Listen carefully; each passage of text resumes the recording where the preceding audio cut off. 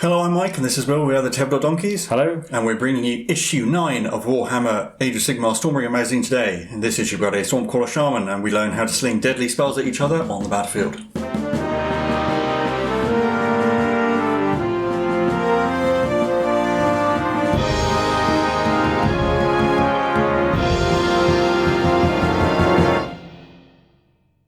Looking through the issue first up we have some background on some of the various gods and god beasts that preside over the mortal realm. So we've learned about Sigmar before, the god of storms, who presides over Aesir, wandered the mortal realms during the Age of Myth. We have Alariel, the goddess of life, and below that is Grimnir, the god of fire, fighting Volcatrix, the mother of salamanders, who fought each other to a mutual defeat, and their spirits transmuted into a metal called Urgold, which was scattered across the mortal realms. And on the next page we have Behemat, the father of the Gargants, who roams the realm of beasts. And there's Argentine, a great silver worm that lives on the realm of metal. There's Fangathrak, a giant worm, whose mouth is actually a realm gate that leads to a sort of nightmarish sub-realm. And then there's Nagash, who is the god of the dead, who was once allied to Sigmar, but they came to blows eventually. And we have some more of the Monsters of the Mountains, the in-universe book on the various beasts. So we have the Stonehorns, large quadrupedal creatures that are sort of raised and herded by the Ogres, or a group of Ogres called the Beastclaw Raiders. And apparently they need to keep moving or their stone-hard bones will fuse together. And then we have Magmajoths, the sort of drake-like creatures that are often ridden by the Fire Slayers in battle. And then Dragon Ogre Shaggoths, which are sort of a mixture of Ogre and Dragon hybrids that are aligned with the forces of chaos. And then after that we have the record for the Swampcalla Shaman and Pot-grot we got for this issue. So the Swampcalla Shaman are orcs that wield the magic of Mork and make various foul brews and hexes and swampy magic to bolster their allies and confuse their foes, and they actually leave a sort of swamp-like murk in their wake. And on the next page we have the record itself, and you can give the Pot-grot a name. A couple of good ones in there. And then we have the build guide for the Shaman. He's a push-together model, though it's a little bit more fiddly. To be honest, the build guide, it's kind of hard to say exactly how pieces go together due to the angles the pictures are at, and you do have to be careful taking them off the sprue. There are a couple of fragile bits that are connected directly to the sprue that can be quite easily snapped off if you're not careful, but you can just fix that with a bit of glue. Otherwise they're not too hard to put together, and the Pot-grot's fairly easy as well. And then the painting guide, obviously is going to be fairly similar to the other Aurochs, so starting with Auric flesh as the base coat, and for all the flesh, and then Catachan flesh for any of the leather parts. And then using, there's little bits of metal parts which you need lead belcher for, and also there's a few details to be picked out in Cantor Blue, like one of the bottles, some of the potion bottles that they're carrying. And there you can see the models up to this point. And this issue also came with a fold-out showing a sort of a layout of the heartlands of the Realm of Beasts, showing some key points, and there's some more important locations on the right, including Beastgrave, which was the setting for Warhammer Underworld at one point, and also Excelsis, which is one of the cities of Sigmar. But basically it's a savage land with lots of dangerous monsters, with the forces of destruction are keen to basically smash things up, and some of the forces of order are trying to survive and eke out a living. And on the other page we actually get a sort of a showcase of some of the armies that live on Gur.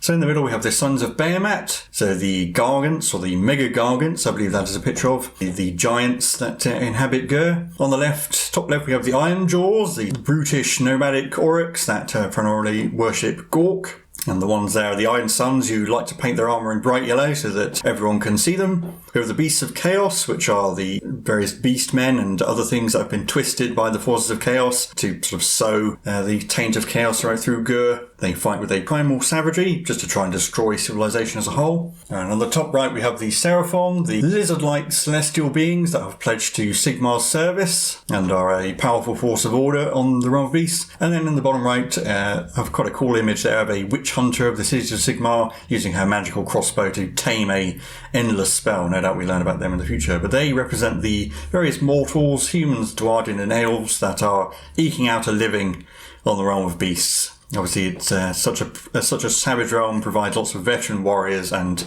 artifacts and prime cuts of beast meat. But that's the look at the issue over. I'll hand you over to Will, where we'll be learning all about magic and spellcasting. So in this issue we'll be learning about magic and mortal wounds. So starting off with magic, we'll be referring to the hero phase to start with, which is the first phase in any turn. We haven't had anything that happens in that yet, but from this game onwards it will be introduced, and this is where, among other things, you cast spells with your wizards. So wizards will have spells which will be listed on their war scrolls, which spells they can cast, and each spell has a casting value, which is just a number, and to cast a spell you have to roll 2d6 and add them together, and if you equal or exceed the casting value for the spell, then the spell is successfully cast. But other wizards can try and unbind the spell, which will just cancel it, and to do that they have to roll 2d6 as well, and if they roll higher than the roll of the wizard casting the spell, then the spell is unbound and doesn't take effect, and the wizard has to be within 30 inches of the caster to do that. And we get the rules for two spells in this issue, Arcane Bolt and Mystic Shield, although it's worth pointing out, if you're familiar with the full rules for Age of Sigmar, this is not how Arcane Bolt and Mystic Shield actually work in the full game, so we'll be using these rules for the time being in the magazine, but just bear in mind that they might change later. So having a look at Arcane Bolt first, it has a casting value of 5, so you need to roll 5 or more to cast it. If successfully cast, you pick an enemy unit within 12 inches of the wizard, and that unit takes d3 mortal wounds. So once again, that's not how it actually works in the full rules, but that's what it will be in this game. And a mortal wound is a wound that basically goes straight through your opponent's defences. When a mortal wound is dealt, you don't roll to wound, and they don't roll a save roll, they just take the wound immediately. And then Mystic Shield, which also has a casting value of 5, and if you successfully cast it, you pick one of your units within 12 inches of the wizard, or the wizard itself, or the wizard is within 12 inches of itself, and until the start of your next turn, that unit may add 1 to all save rolls that it makes, so it makes them more durable. And now we're on to our game, in which we'll be using those new rules, because we've got the Knight Arcanum and the new Swampcalla Shaman, both of whom are wizards in this game, accompanied respectively by 5 Vindictors and 10 Gutrippaz, and the Pot-grot, of course, don't forget that. And here's our deployment map, so they're just in the circles as they are indicated on the map. We'll see that on the battlefield shortly. And we go through the game turns as usual, including the hero phase, and we carry on until one side has been wiped out, and obviously the other side is then the winner. So we've updated Stormcast War Scrolls. The Knight Arcanum is the same as before, but it notes that she is now a wizard, and she can attempt to cast Mystic Shield only for the moment in the hero phase. And the Vindictors also have an additional effect. They have the Storm Soul Arsenal rule, which means that when you're rolling to hit with their Storm Spears, every time you roll a 6, you inflict 1 mortal wound on the enemy instead of the normal damage. So effectively what that means is that you don't need to make a wound roll and the enemy doesn't get a save roll.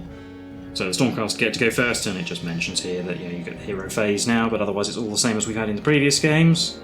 And then we'll be on to the Kruleboyz' turn. So the War Scroll for the Swampcalla Shaman and Pot-grot. Collectively they count as a single model, just like the Killer Boss and the Stamp-grot do. They have 6 wounds, a move of 5+ and a 5+ save. The Swampcalla Shaman is armed with a Bogbark Staff, which has a 3-inch range. It makes 2 attacks, they hit on 3s, wound on 3s, with a Ren -1 and do d3 damage. And the Pot-grot has a backup Stabber, which has 1-inch range, 2 attacks, they hit on 4s, wound on 4s, and do 1 damage. The Shaman is a wizard, and he can attempt to cast Arcane Bolt. Again, it's a only spell for the moment. And another rule for the Gutrippaz as well, venom-encrusted weapons, which mean that, just like the Vindictors, when they roll a 6 to hit with their wicked stickers, they do a mortal wound as well, exactly the same way as for the Vindictors. And then you play through the Kruleboyz' turn, and once you finish that, then you go back to the Stormcast turn, and we carry on until one side is wiped out. So we will get all the models set up on board, and go straight into the game. So here are our models all set up as before, so we've got the Knight Arcanum, Borea Starfang, and Lyria's Guardians, the Vindictors. And they're facing off against Murkai's Storm Chasers, the Gutrippaz. And here is our new Swampcalla Shaman and Pot-grot. So we've got Golmrog the Great, accompanied by Stugid. So we'll be straight on to the first Stormcast turn, and before anything else happens, we now have the hero phase, in which I get to try and cast my spell. So I've got Mystic Shield, and as we saw before, it has a casting value of 5, so I need to roll a 5 or more on these 2d6. I rolled a 6. Golmrog's going to try and unbind that spell, stop it being cast. That's cocked, so re-roll that. Alright, so re-roll the cocked dice. Oh, even worse. So a 3 is not enough to unbind it, so Mystic Shield is successfully cast. Yeah, so Golmrog was within 30 inches, so he was able to unbind that. And I've put it on the Vindictors, who were within 12 inches of Borea Starfang, so they were a very viable target. So they have Mystic Shield on them, which gives them +1 save until the start of my next turn. And we've marked it with this counter, which doesn't come with the magazine. It's not essential, but it is helpful to remember sometimes, especially when you've got lots of spells going off. So their charge roll is a 9. So a nice big roll lets them charge to there, so we've now got a clear route for Borea Starfang to try and charge in as well. And she rolls a 12. Well, she'll be in. So she'll come in like that. But I will fight with the Vindictors first in the fight phase. So we've got 10 attacks which hit on 3s, but thanks to their Storm Soul Arsenal, any 6s will inflict an immediate mortal wound. We've got 2 6s, so that will be 2 mortal wounds to the unit straight away, and then another 5 hits. So I don't roll those mortal wound dice again, I just roll the other 5 normal hits, which will be winning on 3s. I only got 2 more wounds. 2 6+ saves for the Gutrippaz. Oh, I made 1, so that's only 3 damage overall. Yeah, 2 mortal wounds plus 1 normal. So that kills 1 and another one takes the wound, but then they get to go. Yeah, now I'm going to pile them in and we'll show the result. So after piling in, I think I can get about 5 of them within 2 inches of the Knight Arcanum to be able to attack her. The other 4 have to fight the Vindictors.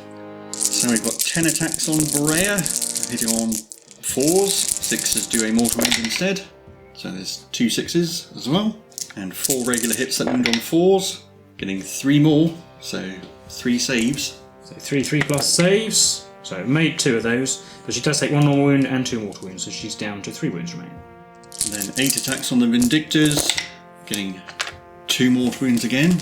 Only 2 regular hits that wound on 4s, getting 1 more. With well, I got a 2 plus save because of Mystic Shield giving me +1 to these rolls, so effectively, yes, so that would be a 5 basically. So the 2 mortal wounds just kill 1 Vindictor, and now the Knight Arcanum gets to strike. 3 attacks hitting on 3s, they all hit, wounding on 4s. No, nothing. Well, that will be the end of the Stormcast turn, so we'll be on to the Kruleboyz turn. And straight into their hero phase before anything else happens. Well, first thing, Golrog the Great's going to try and cast Arcane Bolt, needing a 5. Oh, he fails with a 4. So it doesn't go off. And then Golrog's just going to move so he can get involved, and then he'll try and charge in the charge phase. 6 is enough to get him in. So Golrog's just going to go in towards the closest Vindictor. I would normally want him to hide behind the Gutrippaz, but he has to finish within half an inch of the charge target, so... But I think I'm going to pick the Gutrippaz to go first, and I'm going to split my attacks the same way as I did last time. So there's 10 attacks on Berea Starfang, getting 2 more mortal wounds, but only 1 regular hit. That wounds on a 4, it does. So she has a 3 plus save. Oh, which she failed with a 1. So with the 2 mortal wounds, that's 3 damage, so she will be killed.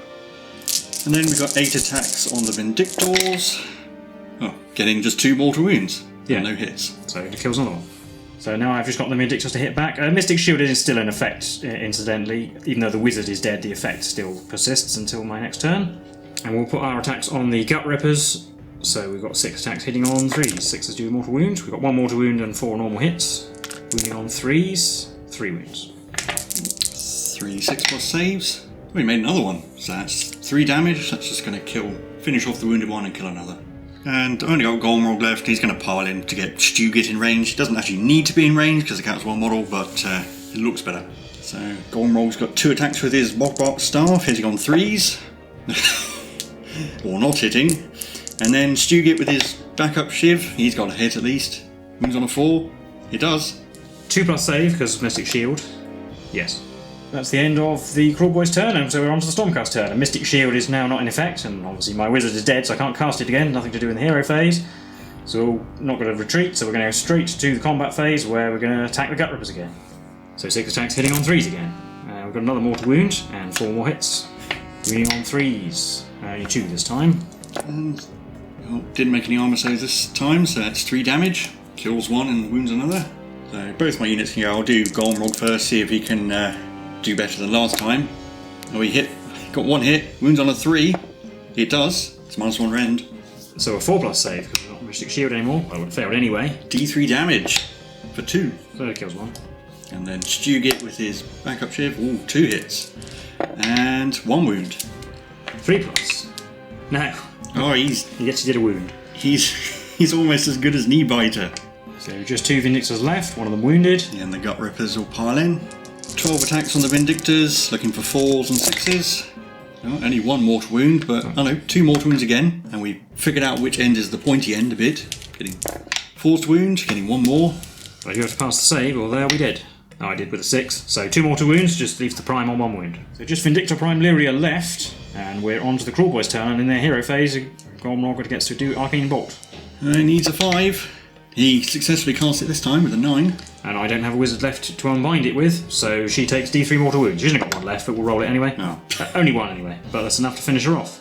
So it will be a Kruleboyz victory for this game, and I think we'll leave it there for now. So we'll recap that game and the new rules and everything for you now. So that was the game for issue 9 of Warhammer Age of Sigmar Stormbringer magazine. What did you think of that? You were probably unlucky that your Knight Arcanum didn't do any damage in melee. That probably sealed the deal for me. And I think this game's probably a better showcase of mortal wounds than Wizards. Although we'll see much more of them in the future, no doubt. And it also shows that how vulnerable I think these Stormcast are to mortal wounds. One-on-one, a Gut Ripper should lose to a Vindictor, but seeing as they both do mortal wounds on 6s, the Gut Ripper has a pretty decent chance, actually. It was sort of ironic that we got Mystic Shield, so I can increase my Vindictors up to a 2+ save, which makes them very difficult to get rid of without Rend. Except that your unit, except that you had like 20 attacks that do mortal wounds on 6s and ignore all that. Yeah, and I think my Gut Rippers didn't even get that many normal hits. Did most of the damage with mortal wounds. Now, of course, the Vindictors do that as well, and that's one of the selling points of Vindictors. But against a unit that only has a 5+ save base and they have Rend -1, it's less useful. I mean, it does bypass the wound step, so it does increase the efficiency of their attacks. But mortal wounds are definitely more dangerous against small elite armies than they are against horde armies, as you can kind of see from this. Yeah, but it also means that all those fights, whereas the Vindictors versus the killer boss, the Vindictors have a much better chance against him now. That is true. It is dangerous against characters, and in fact, if you'd have a whole Gut Ripper unit attacking the Knight Arcanum, for example, you only need to roll. Well, even if you roll like 3 6s, you're already halfway to killing him. Yeah, we did get to see a tiny bit of Arcane Bolt at the end. It is a bit more complicated than how it's shown in the magazine, but it is a useful ability to do some extra damage. Mortal wounds are always useful to have, I suppose. Yeah, I think we've seen already that the Knight Arcanum's issue is that she only wins on 4s. And I think the Shaman's issue is that he hasn't got good armour or he only has 2 attacks. Yeah, the Knight Arcanum will be able to use Arcane Bolt as well eventually, and the Swampcalla Shaman will be able to use Mystic Shield as well, so it's not just limited to these factions. I just guess they wanted to give us 1 spell each so we can get used to them. Yeah, and I guess it also fits the factions a bit. You sort of expect the Kruleboyz to be the more offensive options. Yeah. But yeah, it does. Wizards obviously do have more utility than just hitting people with sticks, so we get to see the start of that. I think all wizards also have their own unique spell on their war scroll usually, so both of these will have their own spells, which we will get to use eventually when we get more rules for them. So that will increase their utility as well, because that also distinguishes different wizards as well. Yeah. Rather than, because all wizards get access to Arcane Bolt and Mystic Shield. The Shaman, yeah, obviously he's not so much a frontline combatant. He's still reasonably tough, and his stick does do D3 damage. If you roll well for him, he can do a little bit in melee. Might discourage you from sending a not a very tooled up melee unit into him, perhaps. Or he might be able to do a fair bit of damage to an opposing character, actually, with rend damage and D3 damage. And, I like the model, personally. Yeah, it is a really cool model. There's a lot of little details on him, like, I quite like the fact he's pouring out a bowl of something that's turning into smoke. That's just quite interesting. And having a big skull as sort of back armour, and then a weird hand on top of his staff. It's a bit weird and creepy, but lots of details and potion bottles and things. And I like the Pot-grot as well. Certainly a very characterful model, even if it doesn't really do anything. But yeah, anyway, I think that's it for this issue, actually, and this game. So let us know what you thought below. If you've been playing through these, let us know. If you've been getting the models and painting them, let us know how you got on with that. If you enjoyed the video, then leave a like and subscribe, and let us know what you thought in the comments. We've been the Tabletop Donkeys, and we'll see you in the next one. Bye for now.